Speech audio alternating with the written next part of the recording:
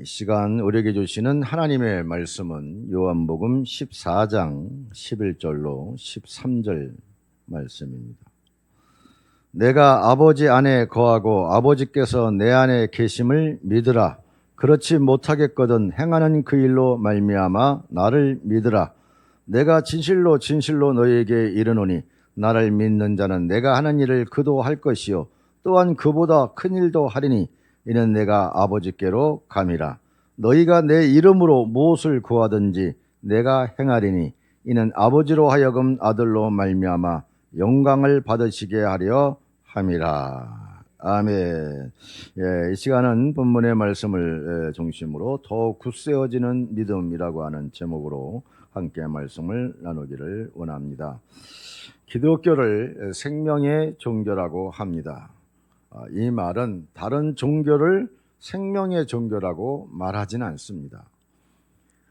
기독교가 생명의 종교인데도 불구하고 온전한 믿음 생활에 이르지 못하는 사람은 자신의 생활 속에 역동적인 삶의 변화를 일으키지 못한 채 늘 추상적이고 이론적인 교리에만 머물러 이것이 옳으냐 그러냐 이게 사실이냐 아니냐 이 말씀이 어떻게 가능하냐 가능하지 않느냐라고 하는 논리에만 머물러 있다는 것입니다.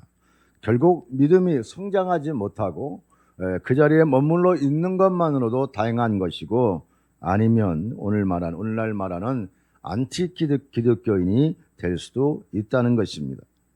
기독교는 말씀으로만 머물러 있는 철학적이고 추상적인 종교가 아니라 말씀이 육신이 되어서 생명의 진리가 되고 삶을 변화시키고 풍성한 생명을 주는 종교입니다. 한마디로 머리로만 인식하는 것이 아니라 신앙 고백 위에 진리로 삶을 변화시켜야 합니다. 그래서 믿음은 하나님을 아는 만큼 비례한다라는 말이 있습니다. 하나님이 무엇을 압니까? 하나님이 누구이신지를 아는 거고 그 하나님이 무엇을 말씀하시는지를 아는 것이고 그 하나님이 무엇을 행하시는지를 아는 것입니다. 그래야 그 믿음으로 말미암아 우리의 삶을 변화시켜 나갈 수 있다고 하는 것입니다. 제자들은 요한복음 13장에서 3년 반이나 함께했던 예수님이 자신들을 떠나야 한다는 받아들일 수 없는 고통스러운 소식에 접하게 되어집니다. 예수님과 동행하며 보았던 수많은 기적들, 예수님의 음성을 통해 선포되는 천국 복음에 점점 메시아를 꿈꾸며 희망을 노래하고 있었기 때문에 제자들에게는 대단히 충격적이었을 것입니다. 오늘 본문에 들어있는 14장에 예수님은 그러한 제자들의 근심을 아시고 근심을 이겨낼 수 있는 방법을 가르쳐 주고 계십니다. 바로 제자들의 근심을 이겨낼 수 있는 방법을 가르쳐 주시는데 그것이 바로 믿음이라고 하는 것입니다. 믿음은 수많은 의심과 급변하는 환경의 분주함을 이겨내는 원동력이 되어집니다. 예수님을 만난 사람들은 그들의 믿음을 통해서 예수님의 놀라운 기적을 경험하게 됩니다. 이 말은 모든 기적은 예수님께서 베풀어 주시는 것이지만 예수님께서 베풀으시는 기적을 경험할 수 있는 사람들은 바로 예수님의 기적에 대한 그 사실 그대로 믿는 믿음이 있어야 한다는 것입니다. 또한 예수님 앞에 나온 병자들에게 예수님께서 물어보신 것은 단 하나 그들의 믿음이었다고 하는 것입니다. 그러니까 병 고침을 어떻게 받느냐? 믿음으로 받는 거예요. 예수님이라면 고쳐주신다고 하는 그 믿음이 고쳐짐을 받게 되어지는 것이고 모든 문제의 해결을 받게 되어진다는 것입니다. 오늘 본문에 예수님은 제자들의 근심을 해결해 줄 믿음을 말씀하고 계십니다. 그렇다면 예수님께서 말씀하신 제자들의 근심을 이겨낼 믿음은 무엇일까요? 먼저는 11절에 마음의 문을 열고 그대로 믿어야 합니다. 말씀이 말씀으로만 머물러 있으면 절대 생명의 역동성을 잃어버리게 되어 있습니다. 깨달음에만 중점을 두게 되면 지성적이 될지는 모르지만 생활의 변화가 없습니다. 우리는 깨달음을 뛰어넘어서 믿음의 자리에까지 나가야 돼요. 다른 종교의 특징 가운데 하나가 깨달음입니다. 그런데 기독교가 다른 종교가 가지고 있는 특징처럼 깨달음에만 머물게 되어진다면 믿음으로 이어지지 않으면 절대 삶의 변화가 일어나지 않습니다. 아니, 믿음이 성장하지 않습니다. 아무리 1년, 5년, 10년, 20년, 30년이 지나도 그 믿음이 성장하지 않아요. 믿음이 성장하지 않는다고 하는 것은 하나님이 누구신지, 그 하나님이 무엇을 말씀하시는지, 그 하나님이 무엇을 행하시는지를 모르는 채 그저 매일 혹은 매주, 매달, 매년 습관적인 신앙생활만 할 수밖에 없다고 하는 것입니다. 지성이란 인간을 이중적으로 만들어서 확신이 없고 불안해지며 지성인처럼 허세를 부리기는 하지만 마음속에는 늘 갈등이 생기기 마련이에요. 그래서 그들은 분열과 교만을 가져오고 불순종을 가져옵니다. 대부분 안티 기독교인들의 특징 가운데 하나가 지성인들이 많다는 거예요. 뭔가를 배웠어요. 그래서 머릿속에 든 것은 있어요. 그런데 그 머릿속에 든 것이 믿음으로 이어지지 못하니까 늘 흑백 논리에만 머물러 있는 거예요. 흑백 논리가 뭐예요? 딱 맞아떨어져야 돼요. 딱 맞아떨어지지 않으면 자기들은 못 믿겠다는 거예요. 그런데 우리가 하나님을 딱 맞아떨어지는 논리로 믿을 수 있습니까? 절대 그럴 수 없습니다. 주위 환경에 가장 잘 적응하는 동물이 인간이라고 합니다. 또한 영적인 동물이에요. 영적 분위기에 쉽게 변화되는데도 믿음을 가지고도 변화되지 못하고 자연인에 머물러 교만과 부정적인 생각으로 무기력한 신앙을 보이기도 합니다. 이에 더욱 굳세어지는 믿음을 가져야 하나님께서 주신 능력을 나타낼 수 있는데도 불구하고 그들은 영적 분위기에만 쉽게 머물러서 자신을 변화시켜 나가지 못하는 신앙의 삶을 살아간다는 것이죠. 그래서 오늘 12절에 더욱 굳세어지는 믿음으로 나타내는 능력을 이렇게 말씀합니다. 내가 진실로 진실로 너에게 이르노니 나를 믿는 자는 내가 하는 일을 그도 할 것이요 또한 그보다 큰 일도 하리니 이는 내가 아버지께로 감이라. 무조건 믿는 게 아니에요.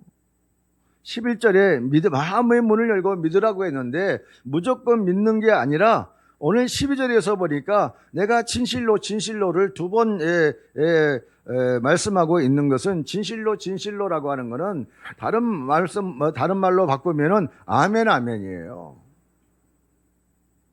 강조의 강조를 거듭하고 있는 거예요. 그만큼 중요하다는 말씀이죠. 그 중요한 말씀이 뭐냐?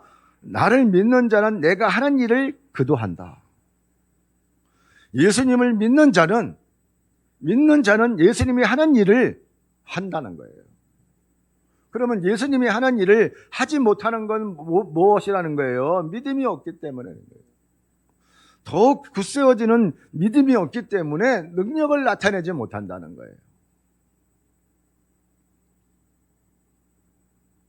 왜 예수님께서 예수님을 믿는 자에게 예수님이 하는 일을 우리에게 맡기실까요? 그리고 나아가 예수님이 하신 일보다 더 큰 일도 한다고 말씀하셨을까요? 예수님이 이 땅에 계속 계실 수가 없기 때문이에요. 뭐라고 말씀해요? 내가 아버지께로 간다. 그러니까 나를 믿는 너희들이 이제 내가 한 그 일을 해라. 아니 내가 한 일보다 더 큰 일을 하라고 말씀하고 계시는 것입니다. 바로 더 굳세어지는 믿음이라고 하는 거, 믿음은 계속해서 여러분 성장해 가는 거예요. 머물러 있는 게 아니에요. 어릴 때 믿음 끝나는 게 아니에요. 학생 때 믿음, 청년 때 믿음, 장년이 되어서 되어지는 믿음. 믿음은 주님 오시는 그날까지 이어져야 돼요.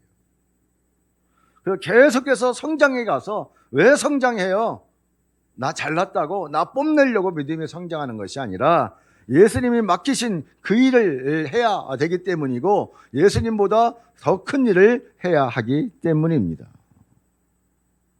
그러면 예수님이 말씀하시는 나를 믿는 자는 내가 하는 일을 그도 한다고 하시는데 더 큰 일도 하신다고 하시는데 예수님이 하신 일의 핵심이 뭐예요? 병 고치는 것만 생각합니까? 죽은 자 살린 것만 생각하십니까? 예수님이 우리에게 하라고 하시는 일은, 더 큰 일도 하라고 하시는 일은 바로 예수님처럼 섬기는 일이라고 하는 것입니다. 예수님처럼 희생하는 일이에요. 바로 예수님처럼 섬기는 성도가 많아야, 예수님처럼 희생하는 성도가 많아야 그 교회가 든든하게 세워져 가는 거예요. 섬기라고 하면, 희생하라고 하면 이래서 못 섬기고 이래서 희생하지 못하고 저래서 섬기지 못하고 저래서 희생하지 못하는, 자신들의 자꾸 주변적인 생활 여건들만 얘기를 해요. 한국 교회가 70년대, 80년대, 90년대 초반까지만 해도 성장했던 원인 가운데 하나가 뭐예요? 성도들의 섬김과 헌신이었습니다.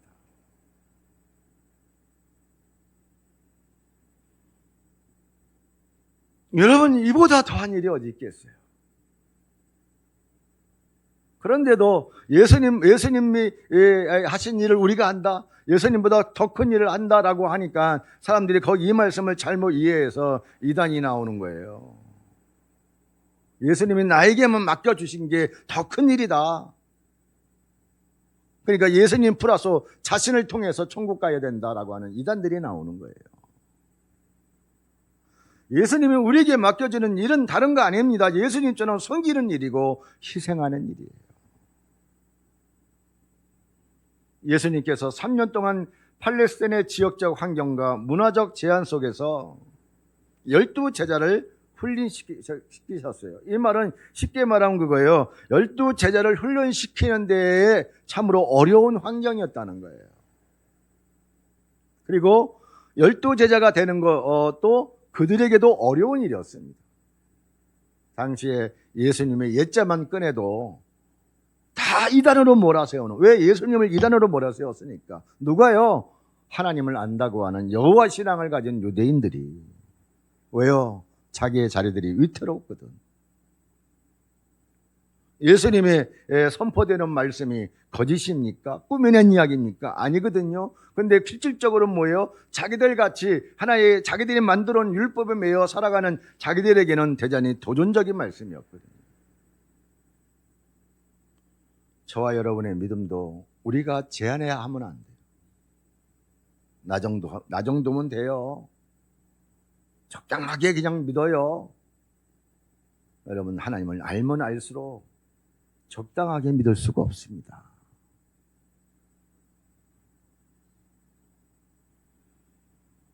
그 결과 베드로가 오순절 마가의 다락방 사건 이후에 복음을 전하자 3,000명이 회개하는 놀라운 일이 일어나는 거예요. 믿음의 훈련이 있은 후에 믿음의 능력이 나타나는 거예요. 하나님을 온전히 믿는 사람은 하나님의 능력을 의지해서 무한한 가능성과 잠재력을 개발해서 지리적, 문화적 황제 속에 계셨던 예수님보다도 더 큰 능력을 발휘할 수 있다고 하는 약속의 말씀이에요. 오늘날 우리는 여러분 얼마나 편하게 그래 그나마. 그래서 한국교회가 성장해왔던 원인도 바로 그거예요. 그 어느 시대의 대통령도 교회는 안 건드렸거든요. 교회를 안 건드렸다고 하는 것은 각 종교의 신들을 인정하는 거고, 특히 그 가운데 아는 사람들은 하나님은 건들지 못하는 존재로 여겼기 때문이에요. 기독교 신앙이라고 해서 다 같은 것이 아닙니다. 하나님께서 주신 능력을 개발시키려고 노력해야 많은 사람들에게 영향을 끼치면서 살아갈 수가 있는 거예요. 우리에게도 여러분 믿음의 능력이 나타날 수 있는 잠재력이 있어요. 저는 이것을 또 이렇게 표현하고 싶어요. 천리마가 있죠. 천리마란 천리를 달릴 수 있는 말인데 처음부터 그 말이 천리를 달리는 게 아니에요. 각 말에게도 천리를 달릴 수 있는 능력, 잠재력이 있는데 훈련을 받아서 그 훈련을 통해서 능력을 나타낼 때 천리를 달릴 수 있는 거예요. 저와 여러분에게도 믿음의 잠재력이 있습니다. 더욱 굳세어지는 믿음의 잠재력을 우리가 믿음의 훈련을 통해서 충분히 나타낼 수 있는 것입니다. 그러려면 뭐 하면 돼요? 믿음의 훈련을 잘 받으시면 돼요. 그 믿음의 훈련을 잘 받는 가장 기본적인 게 뭐예요? 예배예요. 거기에 기도, 헌신, 섬김, 그리고 특별히 각 사람에게 은사에 따라 맞게끔 되어지는 성경 공부들. 이것이 없이 그냥 예배만 드리게 되어지면 예배만 드려서 구원받은 자리에는 머물지 있을지 모르지만 여러분 중요합니다. 하나님 앞에 쓰임받는 자리에는 가지 못하는 거예요. 쓰임 받으셔야지요.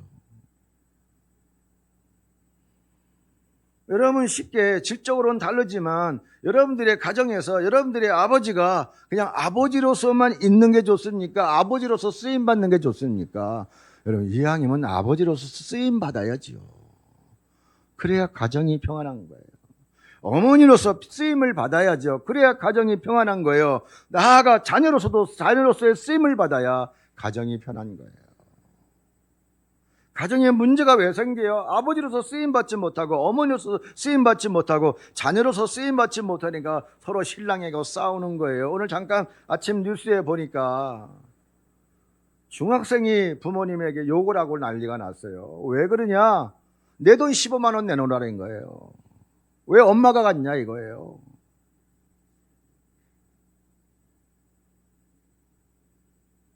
저는 그 뉴스를 보고 황당해갖고 말이 안 나와요. 부모 자녀 지간에 그것도 중학생이에요.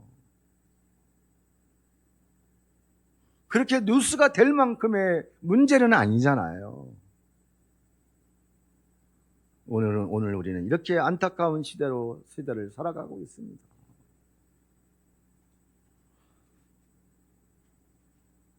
사람들의 가장 큰 정신적 질병은 우리 모두를 망하게 하는 모든 것을 부정적으로 보려고 하고 파괴적으로 생각하는 거예요. 교회를 부정적으로 보고 파괴시키려고 하고 목사와 성도들을 부정적으로 보고 파괴시키려고 하는. 왜 그래요? 오늘 본문에서 우리에게 주고자 하는 더욱 굳세어지는 믿음의 결여 때문입니다. 썩어지는 하늘의 밀 아래에서 많은 결실을 볼 수 있어야 되고 아주 작은 겨자씨에게서 많은 열매를 찾을 수 있어야 합니다. 겨자씨의 비유는 밀 아래의 비유는 바로 여기에 적용되어지는 거예요. 더 섬기고 더 헌신하라는 것이지 믿음이 있으면 내가 뭐 아주 겨자씨만한 믿음만 있어도 내가 큰 일을 행한데 아니 초능력을 행한데 내가 또 다른 교주가 될 수 있어 그런 자리에 나가라는 것이 아니에요. 하나님의 말씀으로 하루를 시작하는 사람은 긍정적인 하나님의 축복의 말씀으로 지배를 당하게 되지만 하루를 부정인 것만을 보고 생각하며 시작하는 사람은 하루 종일 부정적인 생각에 지배당하기 때문에 무능한 존재가 되고 마는 거예요. 하루를 출발할 때 하나님 말씀으로 왜 출발하느냐? 세상이 혼란스럽고 어지럽지만 그 가운데서도 긍정적인 면을 찾아내는 것입니다. 믿음의 사람들만이라도 그렇게 보는 거예요. 하나님께서 우리에게 주신 무한한 가능성과 잠재력을 믿음 가운데서 개발할 때 놀랄만한 기적을 일으킬 수가 있는 것입니다. 바로 여기에 무한대 축복이 임할 수도 있는 것입니다. 더욱 굳세어지는 믿음으로 능력을 나타내기 위해서 반드시 필요한 것이 있어요. 13절에 너희가 내 이름으로 무엇을 구하든지 내가 행하리니. 참고로 16장 24절에 지금까지는 너희가 내 이름으로 아무것도 구하지 아니하였으나 구하라 그리하면 받으리니 너희 기쁨이 충만하리라. 무엇을 말씀합니까? 더 굳세어지는 믿음으로 능력을 나타내기 위해서 뭐가 필요하다는 거예요? 기도가 필요하다는 거예요. 그런데 기도가 필요한데 기도는 하는데 24절에 16장 24절의 말씀은 뭐예요? 지금까지는 너희가 내 이름으로 아무것도 구하지 아니했다는 건 지금까지는 믿음의 기도를 안 했다는 거예요. 그냥 인간의 기도를 했다는 거예요. 그러나 구하라 이 말은 믿음의 기도로 해라. 그러면 받는다. 그 기도의 응답의 결과는 뭐예요? 너희 기쁨이 충만하다. 여러분, 우리가 지금까지 하나님을 믿고 수없이 많은 기도를 해왔습니다. 중요한 건 믿음의 기도를 드렸냐 하는 것입니다. 예수님께서 지금까지 우리가 예수님의 이름으로 구하지 아니하였다고 말씀하신 이유, 그게 뭐예요? 그러니까 받지 못했다는 거예요.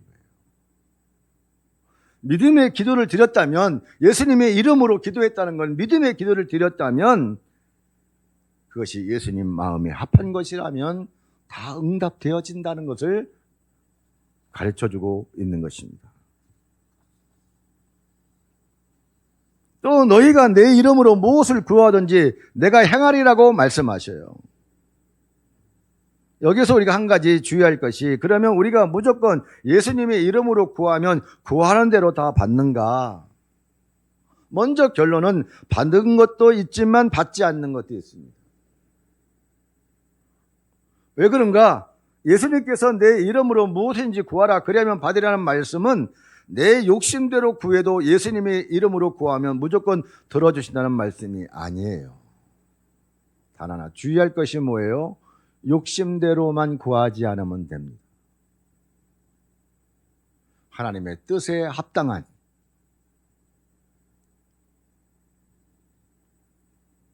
그것이 바로 이 말씀이에요. 빌립이 예수님에게 무엇을, 하나님 아버지를 보여달라고 해요. 빌립이 예수님에게 하나님 아버지를 보여달라고 해요. 그러니까 예수님께서 나를 본 자는 아버지를 보았다고 말씀하셔요. 그러니까 지금까지 빌립은 뭐예요? 예수님 따로, 하나님 따로. 우리가 말하는 삼위일체 교리에 성부, 성자, 성령, 하나님 하시는 일에 따라 성부, 성자, 성령인데도 빌립은 그것을 알지 못했던 거예요. 그러니까 예수님이 그렇게 말씀하시는 거예요. 나를 본 자가 아버지를 본 것이다. 예수님을 본 자는 하나님을 본 이유는 바로 뭐예요? 예수님은 인간의 몸을 입고 오신 하나님이시기 때문이잖아요. 이걸 못 믿는 거예요. 빌립이 무엇 때문에 못 믿습니까? 머리 때문에 못 믿는 거예요. 빌립은 계산적인 사람입니다. 계산적인 사람이라고 하는 것은 자신의 지식에 의존하는 사람이에요.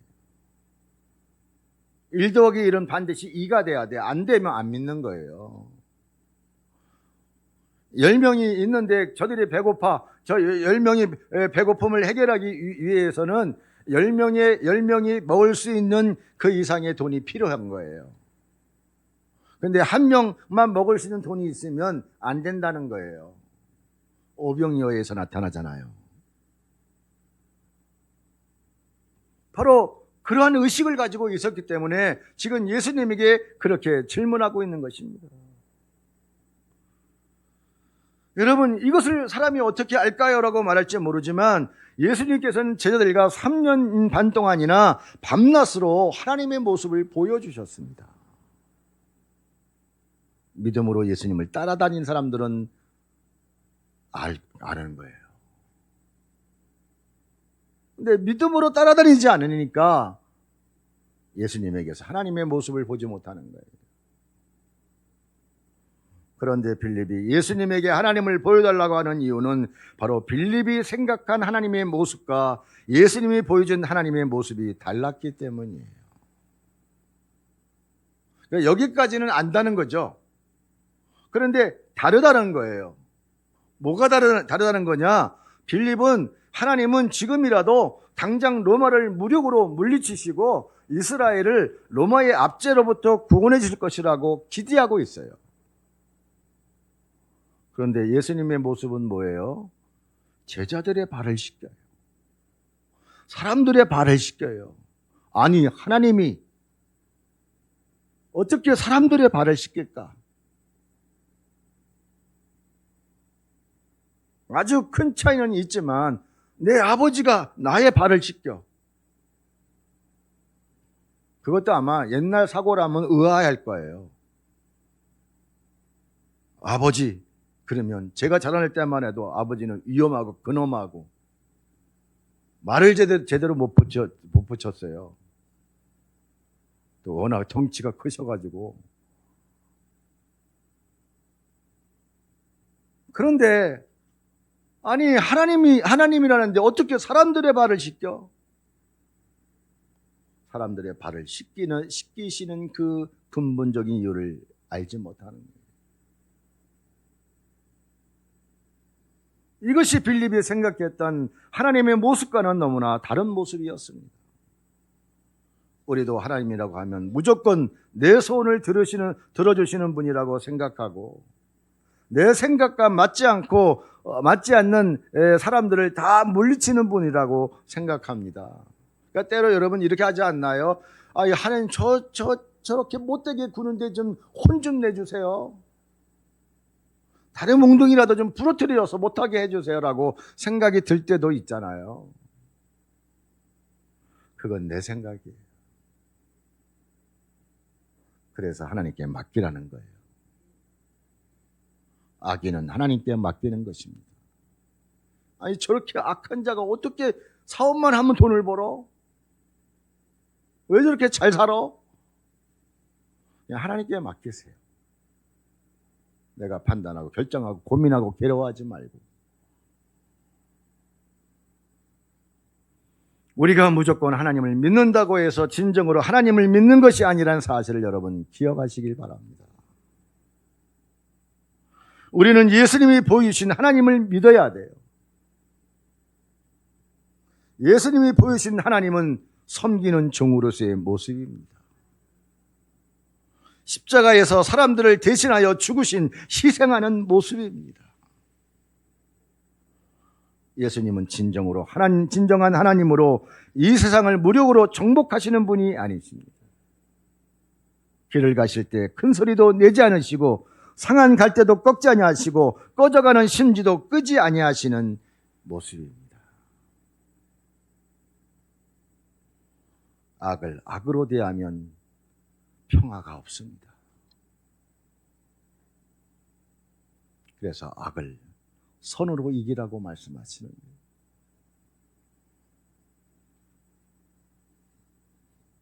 이어서 13절에 너희가 내 이름으로 무엇을 구하든지 내가 행하리니 이는 아버지로 하여금 아들로 말미암아 영광을 받으시게 하려 함이라. 기도는 뭐예요? 하나님이 영광을 받으시는 거예요. 우리가 하나님의 영광을 위해 산다, 하나님께 영광을 드린다고 할 때에는 우리가 무슨 삶을 살아야 돼요? 기도하는 삶을 살아야 돼요. 일이 있으면 기도하세요. 답답한 일이 있으면 기도하세요. 안타까운 일이 있으면 기도하세요. 그러면 우리가 드려진 기도의 응답을 뛰어넘어 하나님의 영광을 받으시오. 그런데 성경적으로 보면 하나님의 영광을 받으시면 하나님이 가만히 계십니까? 하나님의 영광을 받으시면 하나님은 반드시 복으로 응답하십니다.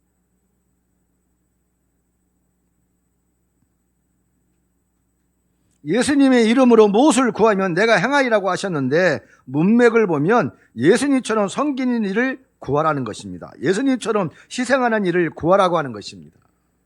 우리가 예수님처럼 섬기고 희생한 일을 구하면 예수님께서 행하여 주시겠다고 말씀하십니다. 이것이 기도의 핵심이에요. 이 기도를 먼저 드린 다음에 주기도문을 먼저 한 다음에 그 다음에 우리가 하나님 앞에 아뢰일 수 있는 것, 우리의 바람, 우리의 소원들을 아뢰는 거예요. 그런 말이 있잖아요. 어떤 사람이 나와서 기도를 하는데 나와서 의자에 앉자마자 다다다다다고 하는데 모든 기도가 자기가 원하는 것들만 다 이야기하고 예수님의 이름으로 기도합니다. 아멘하고 그냥 가버려요.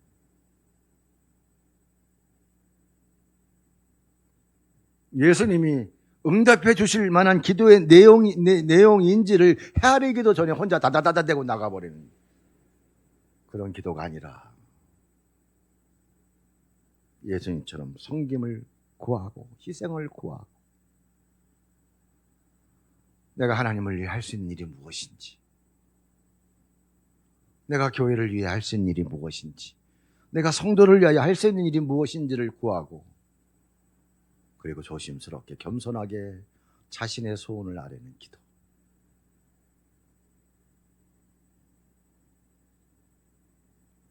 그래서 예수님의 이름으로 섬기는 일을 구한다고 했는데 여기서 나오는 예수님의 이름은 바로 자신을 희생함으로 남을 구원하시는 이름입니다. 역사는 어느 시대를 막론하고 스스로 되어졌던 일은 결코 없습니다. 거기에는 분명한 하나님의 뜻이 있고 하나님의 섭리가 숨겨져 있습니다. 육체의 한계를 돌파하는 새로운 삶으로 믿음의 기초를 구축하는 위대한 성도가 되기를 바랍니다. 인간이 강한 것 같지만 실상은 넘어질 때가 한두 번이 아닙니다. 우리에게는 뒤에서 도우시는 분이 계셔야 돼. 보혜사 성령이 우리를 지키셔야 돼. 보혜사 성령이 뒤에서 지키실 때 여러분 바로 더욱 굳세어지는 놀라운 믿음의 능력을 발휘할 수가 있는 거예요. 그래서 예수님이 가시면서 내가 너희를 위하여 보혜사 성령을 보내주겠다. 그러면 더욱 굳세어지는 믿음의 삶을 살아가는 원동력, 힘이 뭐예요? 성령을 의지하는 것입니다. 그렇게 성령을 의지함으로 늘 믿음의 훈련을 우리가 끊임없이 받아서 하나님 앞에 쓰임받는 저와 여러분 될 수 있기를 주님의 이름으로 축원합니다.